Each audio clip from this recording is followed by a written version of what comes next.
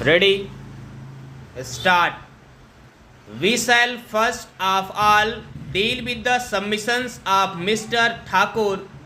with regard to the junior clerks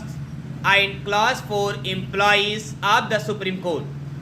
The Learned Council has placed much reliance upon the judgments of the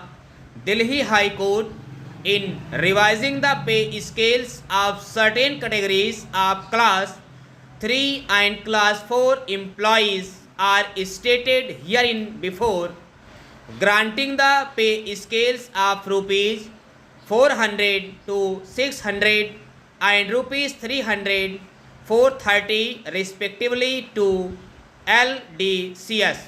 and class 4 employees. It is submitted that the Delhi High Court was fully empowered under Article 226 of the Constitution to issue appropriate writs if, in its opinion, the recommendations of the Third Pay Commission as adopted by the Government of India and as reflected in the revised pay rules of 1973 insofar as these rules related to the staff of the Delhi High Court amounted to discrimination and consequently violated Article 14 of the Constitution of India. Council submits that the special leave petitions filed by the government against the judgments of the Delhi High Court having been dismissed by this court, the Delhi High Court judgments revising the pay scales of its employees, including the pay scales of the LDCS and class 4 employees, have attained finality and operated as res judicata between the parties, namely the employees of the Delhi High Court and the Union of India. It is submitted that this court was fully justified in passing the interim orders on the basis of the judgments of the Delhi High Court, which had become final and conclusive between the parties and binding on them, and that the pay scales granted by this court by the interim orders were consonant to justice and equity. It is argued that it was not open to the Fourth Pay Commission while revising the pay scales of the staff of the Supreme Court to take a pay scale lower than the one prescribed by this court by the interim orders as the basis for revision, as that would amount to negativing and neutralizing the effect of the orders passed by this court.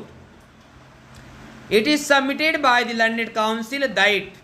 the recommendations of the Fourth Pay Commission, if allowed to prevail, would result in the reduction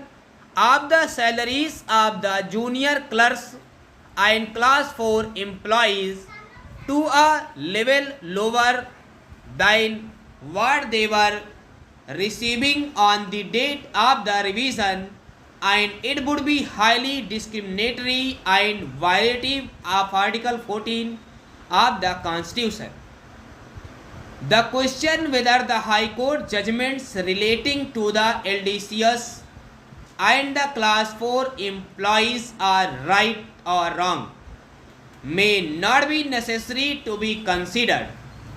but the relevant question that requires consideration is whether the said judgments of the Delhi Court